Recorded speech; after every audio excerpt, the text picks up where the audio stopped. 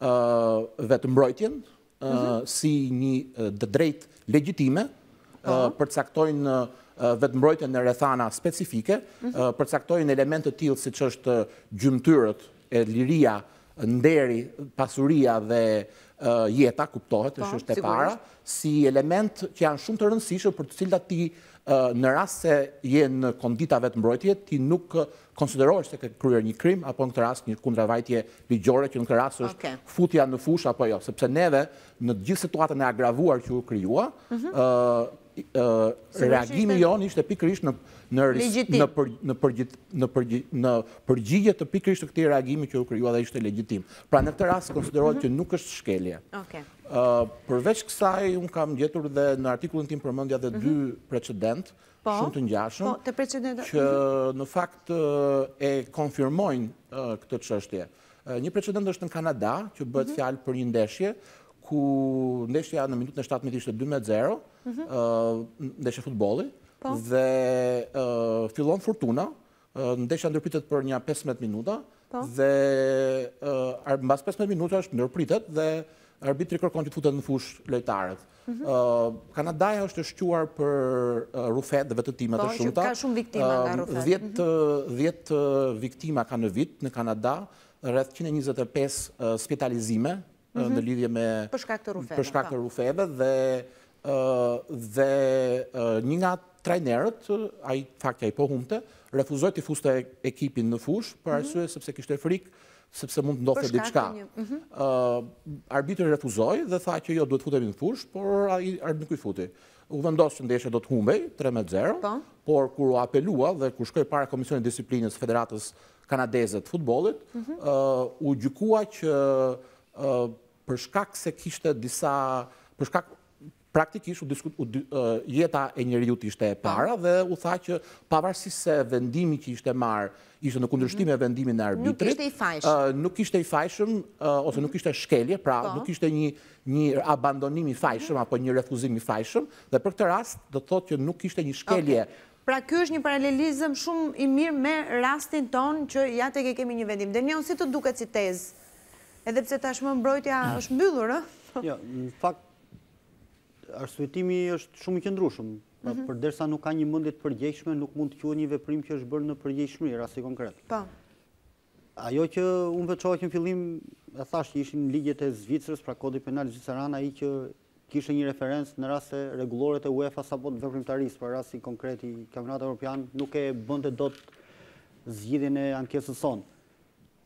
Unë kam shumë besim që nuk ka nevojë pse të shkohet fare tek çështja e diskutimit për fajsinë apo përgjegjshmërinë, pasi qenë sekondën e 7 ose të 8, aty u krijuan kushtet të paktën teknikisht në kuadrat që të mos zhvillohej loja, sepse u hodhi fishek zjarr.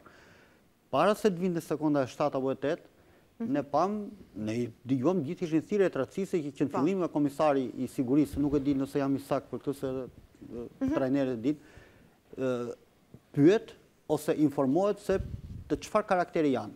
Kishin fotografi të figurave të lidhura drejt për drejt me krimet e luftës. Më duket ka qenë një shefi policisë serbe të Prizrenit, ka qenë Ratko Mladić, ka qenë Radovan Karadžić, Slobodan Milošević, pra figura që janë të ndaluara me rregullore për të përdorur.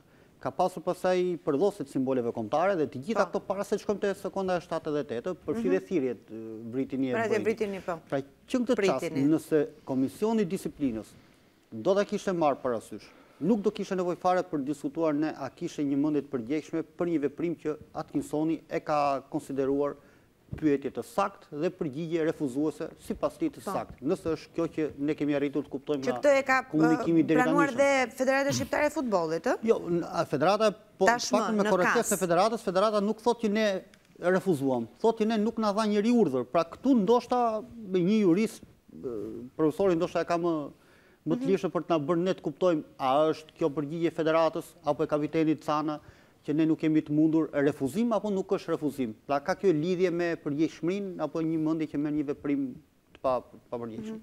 Këtë kam pak të paqartë në krahasueshmërinë ndërmjet asaj që ndodhi ose atë që kuptojmë gjithë ne me rezultatin. Që duhet mbase është një sqarim i jashtëzakonshëm i avokatit dhe i nxënësit tuaj. Po, sigurisht. Po thuaj se... Tani ta zbulojmë. Sigurisht. Po na e tregojmë para se të kalosh. Jo, më vjen keq që është bofë si unë, edhe duhet, nga që unë i kam dhënë fiskulturë, duhet ishe shumë më elegant se unë. Po, e ka marruar shkollën e mesme me medalje të artë, ka marrë edhe është diplomuar dhe si profesor matematik me zbatimin e neuroshkencë, kështu që i falen këto. Bravo. Mirë, të ashtu duhet merë dhe një qikë me sport. Unë mendoj që pra atë që unë kam jetu atje, është shumë e thjeshtë, sepse këto janë nana ligjore, këto. Problemi është, ti e rrethu me policë, në brenda stadiumit, që është, unë nuk kam pa në jetën time, gjëra të tilla, që çdo 5 metra janë policë me mburoja. Dhe njerëzit hynë, dhe policët nuk i ngau asnjë. Ato, domethënë këto njerëz që hyshin, që hynë, që invaduan fushën. Ti tash më rref më herë. Dhe ty dhe prap atje, dhe mbjedhe me atje ku shkone, kupton? Pavarësisht se unë po them që loja është ndërprer, jo për arsyeën e flamurit. Jo, fare, ka qenë minuta e 41, momentin atje ke kornja që u bon dy herë. Një herë te Agolli kratë gjatë dhe një herë këtej. Futuni brenda.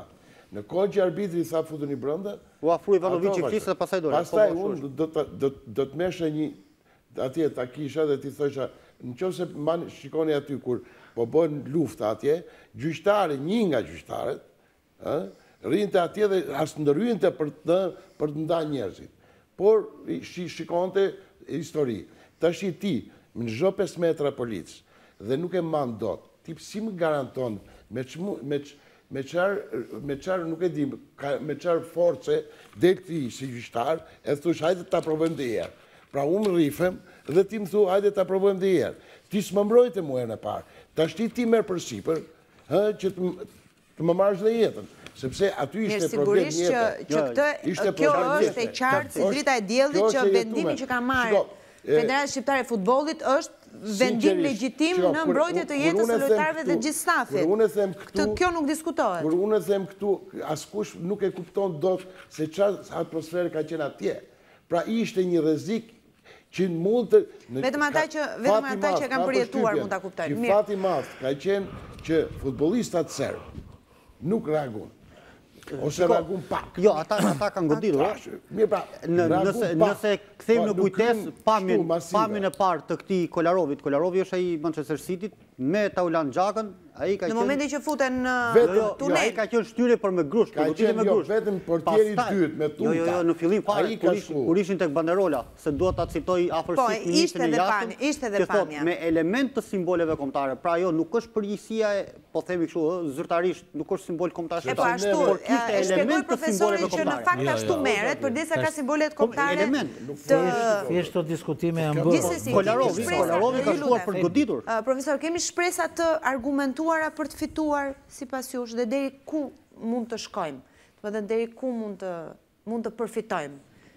Para se të shprehem për të, po vazhdoj aty ku e la dhe zoti Gëzdari, meqenëse më duket se u tha pak si tangencialisht, po kam pasur mësues fizkulture tek shkolla 20 vjetori në 82-shin dhe pas ka punuar mirë fare. Gjej shpresën, gjej momentin që të them që si zoti Gëzdari, zoti Muça, zoti Canaj dhe zoti Pano kanë qenë për ne idhuj. Tani për Ledion mos thuaj se si tifozë i Tiranës nuk mund të kesh idhuj ndërtar Partizanit. Me çimin edhe me mondin lëkundësh i çik. Në cilësi po, kurluan me kombëtaren. Do ta kuptosh jam kurluan me kombëtaren. Pra ata kanë qenë idhuj për ne, dhe kur them ne unë them brezi jon. Dhe në atë aspekt, domethënë për mua që kam 23 vjet që jetoj në Amerikë, kanë mbetur po ata njerëz që na sollën jo vetëm argëtim në ato ditë të zymta, po qoftë edhe pak liri dhe pak shpresë. Kështu që ne do të jemi gjithmonë mirënjohës për ato emocione të pamata që na kanë dhënë në atë kohë, si Gëzdari me kohën e Tiranës të kualifikohej me Linfieldin për herë të parë një ekip shqiptar në Kupën e Kampionëve, po ashtu dhe Muça me Dinamon e Bukureshtit. Kështu që unë doja ta shpreja. Çimi atë me shpresat më të rira, ajo ka qenë edhe Muçës se Në lidhje me atë pyetjen që bët, unë do thoja që varet nga mbrojtja. Domethënë mbrojtja që është bërë dhe varet dhe nga mënyra se si edhe vetë Pra ku janë orientuar? Gjykatësit e gjykojnë argumentat cilat neve sjellin. Po unë mendoj që është shumë e rëndësishme përveç fakteve, argumentat ligjor, pra bazimin në ligjet, pra nëse neve pranojmë dhe themi që nuk kemi bërë shkelje, është shumë e rëndësishme që faktet të jenë thjesht si një suplement i argumentit ligjor, të cilët neve duhet i referohemi. Dhe deri ku mund shkoj vendimi? Mund na japi 3 pikët apo mund të vendoset për riluajtje të ndeshjes? Se shtash, nuk kam aksesin e mbrojtjes së cilët është bërë atje, por në bazë të asaj që unë mendoj është e drejta e natyrshme e asaj që ndodhi atje dhe në bazë të rregulloreve të tyre, nëse të gjitha gjërat janë përmendur dhe janë mbrojtur ashtu siç duhet, unë mendoj se si minimum duhet që ndeshja të riluhet. Tani ty kishe tre çështje, pak sa kuptova unë edhe nga deklaratat qoftë nga presidenti, qoftë nga avokati Artan Hajdari. Pranimi sipas këtyre dy zyrtarëve në kuptimin e arsyetimit Federatës Shqiptare të Futbollit përpara trupës gjykuese të arbitrazhit i çështjes racizmit, qartësimi që ne nuk e kemi refuzuar dhe dëshmitë e ndryshuara apo raportimet të ndryshuara të Ivanovicit e kanë shtuar një lloj besimi qartësim, nëse është e shkruar që ekipi ka refuzuar, kjo duhet sqaruar pse është refuzuar. Po mund të jetë kjo që thot profesori. Mund të jetë kjo që thot profesori, pra ai ka qenë një refuzim që nuk lidhet me refuzimin e përnezur. Pra nëse ka pasur një duhet argumentuar, domethënë pse ka ardhur ky refuzim. Pak nga ajo që tha De Biasi lidhet me atë çështjen e jetës. Trajneri italo-shqiptar tani e tha qartësisht që për ne është legjitime nga kapazit. Dhe rrjedhimisht ne do të dalim pak edhe me këtë tezë. Tre element, unë them që ka shpresë për një vendim të mirë. Kjo nuk do të thotë fakti që neve do ta riluajmë ndeshjen, kjo do të thotë që Serbia nuk do të dënohet ekstra. Pra, Serbisë mund t'i vazhdohet t'i hiqen 3 pikët, dhe ndeshja prapë të riluhet.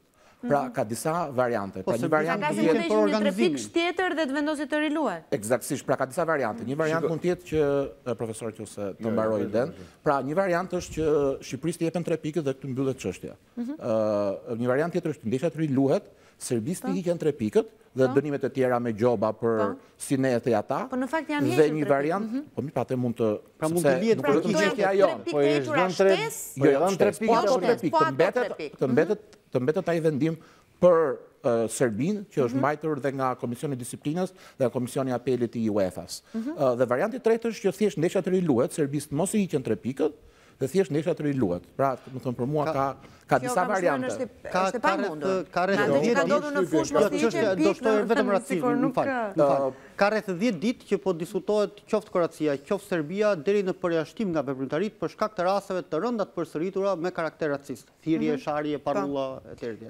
Nëse racizmi vërtet ka zënë vend në atë kuptim që federata jonë thotë që trupa gjykuese e ka marrë vesh, pra është arsyetuar mirë futja e elementit racizmit në Beograd, unë them që Serbia nuk shmanget dot edhe nga mundësia e përjashtimit, nëse është racizmi vendimtar. Ka dy arsye që e para arsye, unë them që në qofse Kasi kisha frikë se do ta gjykonte shpejt ashtu siç gjykoi UEFA.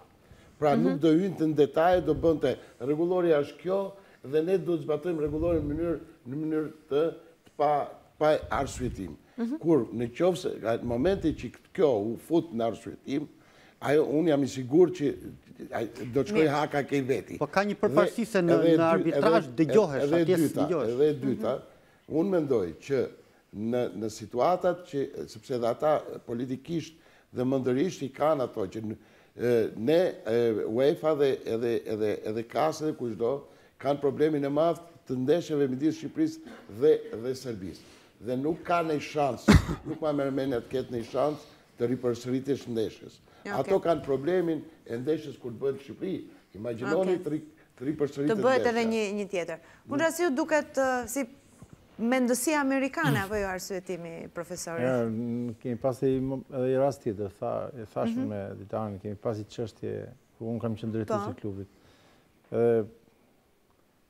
Është tjetër sistem në Europë, tjetër sistem në Amerikë. Arsyetim. Por thash, mirë, pse je kaq skeptik për këtë vendimin e KAS-it? Politika interferon shumë këtu në Europë. Edhe në KAS, që ka patur vendime që ka kthyer. Po mu interferon dhe plus ne kemi atë u pa dhe me problemin e Rusisë. Pavarësisht se Rusia ishte specifik tjetër ndeshja, por ju dha për një herë 3 pikë.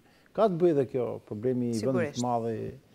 Edhe këtu politika... Interferon shumë, sepse ajo është evidente që ne kemi pas drejtë, në gjitha drejtimet. është evidente. A mund të shërbejnë të shembujt, për shembull, direkt, precedenti. Sepse ishte precedenti i Rusisë.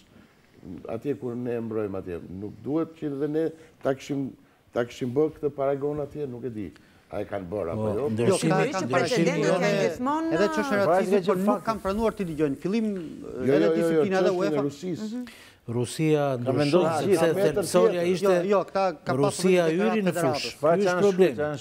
Sepse ajo është thelbësor. Rusia yri u prish për dytë, pastaj u prish. Kurse ne logjikojmë te profesori që shumë drejt, domethënë është logjika që është mbrojtja e jetës. Apo, jo, kjo është këto dy raste, në rastin e Rusi Malizi, ka një diferencë, sepse ndeshja u ndërprer 2 herë dhe herë në dytë, mbasi ata u futën, pati një incident të dytë dhe pastaj ndeshja u abandonua nga vetë arbitri. Në rastin ton, ka pas 2 shkelje, praktikisht. Tash, për marrë gjithmonë të mirë qenë, faktin që ne kemi refuzuar, besoj faktet janë të qarta në lidhje me këtë. Ka pas një shkelje nga ana e Federatës Serbisë, ku diskutohet për sigurinë e jetës edhe gjithçka tjetër, dhe shkelje nga rasti e Federatës Shqiptare për refuzim të hyrjes në lojë. Dhe në këto 2 raste, normalisht të dyja penalizohen me rezultatin 3-0, por midis të dyjave, Federata ose UEFA në këtë rast zgjodhi tonin, sepse ndeshja do kishte një rezultat në fund. Do të thonë kush do ta merrte rezultatin. Sigurisht, po. Dhe në këtë rast zgjodhi fajin ton si më të madh, për arsye të faktit që shenjtëria e lojës është më e madhe, është shumë e shenjtë. Domethënë ti futun lojë, pastaj ne vendosim mbasi loja të vazhdohet nëse neve të ta japim ty apo jo 3-0 fitoren. Dhe mbrojtja jonë, mendoj unë, e vetme, mbas të ligjit, është pikërisht kjo që ne nuk kemi kryer shkelje me refuzimin ton sepse nuk ka qenë e fajshme. Sepse nuk ka pas një mendje të fajshme, nuk ka pas dashje, nuk ka pas qëllim në këtë mes. Në fakt edhe te ne u ndërpret 2 herë loja, Atkinsoni ka ndaluar 2 herë, ka të rretur ndërmjet Rusisë dhe ndeshjes tonë se atje u hodhën shishe, kurse këtu ne u dhunuam fizikisht. Domethënë kjo është pastaj ne nuk po themi elementin kryesor, përderisa ka pushtim të fushës. Po pra, sigurisht të gjitha argumentat që janë argumentoi shumë mirë dhe kjo është shumë e qartë. Mirë, Ledio nuk dëshiroj ta pyes për vendimin e Kansit, po dëshiroj ta pyes për këtë gol të Ergjys Kaçës, me që është një gol i realizuar në specialitetin e Ledios. Po nuk është era parë që Ergjys i bën gola kështu të bukur nga lart, por që tash pas ka filluar edhe me bën nga goditjet e dënimit, kështu që po. Ky është Cikaleshi. Sa gjunaj kemi luftëtarin di para një 30 vjetësh, ë? Mos u tallë me fatkeqjet. Kjo është Cikaleshi. Ja, tek e kemi Kaçën. O, grand gol. Kjo është Cikaleshi. Ndoshta kur kam qenë ke shpresa ka marrë diçka nga unë. Ndërkohë, shohim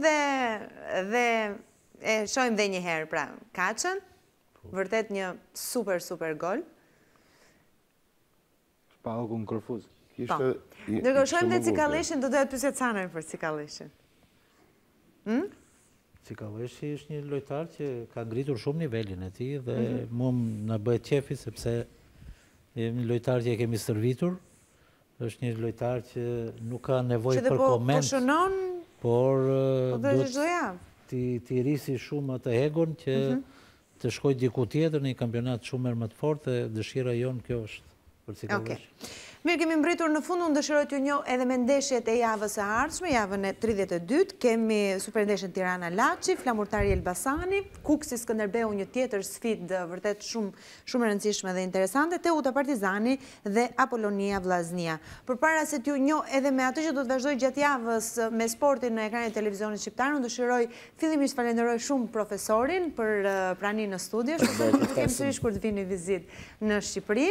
Ledio Panon, Denion Drenikën dhe Agim Cana që ishin të pranishëm në rubrikën sportive dhe sigurisht edhe Muçën dhe Gëzdarin si gjithmonë në rubrikë. Mos harroni nesër në orën 18:30 me të hënën sportive me kolegun Enos Kaçën. Në fakt nuk është nesër, është sot sepse ka kaluar ora 12. Do të jetë me të ftuar Sajmir Demin, do të diskutohet për goladën e Bylisit 10-0 me Tomorin.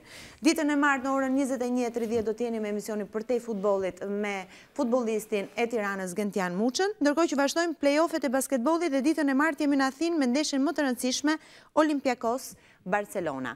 Këtu kemi mbyllur rubrikën sportive edhe për këtë javë, ne do të takohemi përsëri të dielën e ardhshme, deri atëherë kalofshi sa më bukur.